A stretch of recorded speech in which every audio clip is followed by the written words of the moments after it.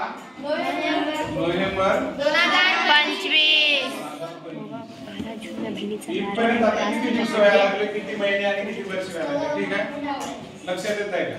काय करायचं सगळ्यात अगोदर मांडत असताना का आपण मांडणी करताना सगळ्यात लक्ष इकडं वर्ष कोणतं 2025 चं मोठं आहे तर त्याला उलटी करायची नाही, उलट करायचं.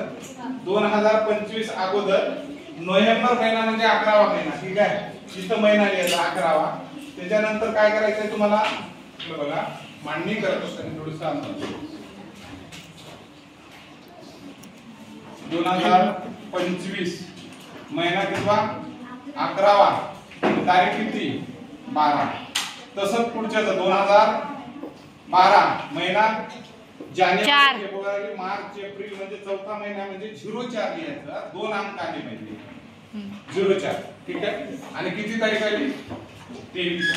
आता सगळ्यात मोठा प्रॉब्लेम काय आहे ते लक्ष द्या जरा. असं काय म्हणायला 12 मधून 23 वजा होत नाही तर अख्खाच्या अख्खा महिना तुम्हाला इकडे ट्रान्सफर करावा लागते. 11वा महिना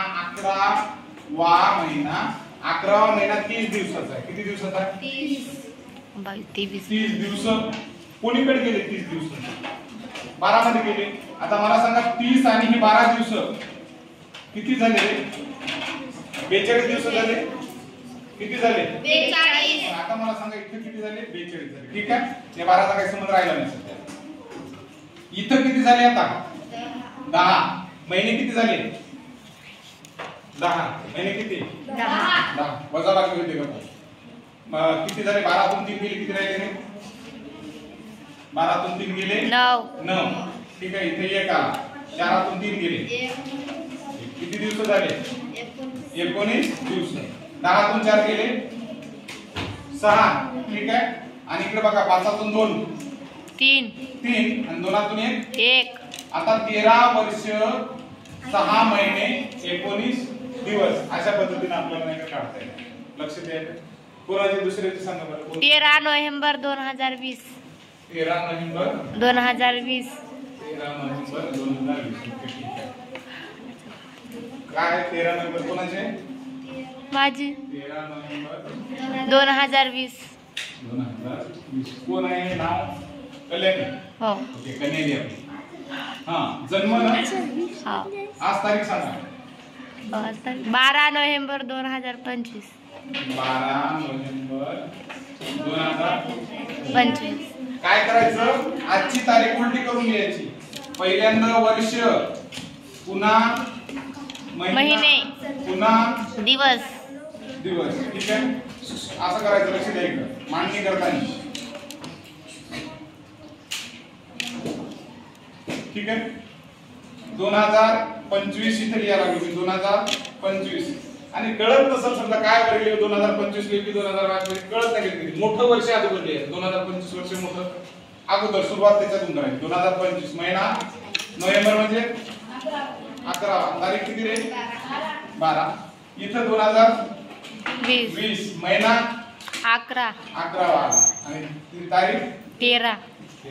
गोंधळ काय होतो माहिती आहे 12 तून 13 वजा व्हायला नाही. आता जर 12 तून 13 वजा होत नसेल तर बारकाईने निरीक्षण करा. अख्खा एक महिन्याचा महिना मला ट्रान्सफर करायचा. एक महिना दिवसामध्ये कन्वर्ट करताना 11व्या महिन्यातले 11व्या महिना म्हणजे काय शेवटचा महिना आहे त्या अगोदरचा तो कितीचा आहे रे 30 दिवसाचा आहे. 30 दिवस ट्रान्सफर करायचे. मग 30 दिवस इकडे गेल्यावर 12 आणि 30 किती झाले 42 दिवस झाले. आता 42 म्हणून 30 वजा करता येतो 13 वजा करता येतो की नाही.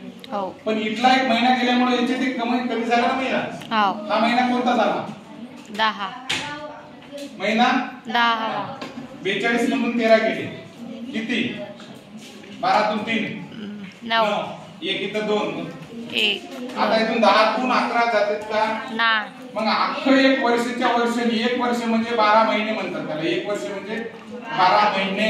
12 महिने या 10 महिन्यामध्ये ऍड करा. 12 आणि 10 किती झाले रे 22. आणि या 22 महिन्यामधून 11 महिने वजा करायचे. किती राहिले 11 महिने. आणि आता इथून एक वर्ष गेल्यामुळे एक वर्ष गायब झाल्यामुळे 24 झालं ना. आणि आता काय झालं याच्यातून 4 तून 0 गेला 4. 2 तून 2 गेले 0. हे कोणतं वर्ष 2000? 20 2020 ला तुझा जन्म झाला? माझा नाही, कोणाचा होता हा? माझाच होता. नाही ना, 2004 वर्षाची थोडी झाली. तुला सांगितली ते. बरं ठीक आहे, तरी नाही का आपल्याला लक्ष आहे. हे कोणी जन्माला असा आलेला असेल त्याला 4 वर्ष 11 महिने आणि 2 दिवस झाले. ठीक आहे, लक्ष द्यायला. हो. लक्षात येतं कोणाला जन्माला एवढं डायरेक्ट लगे पहिला वर्ग सोडून तसा आठवाच. चला ओके.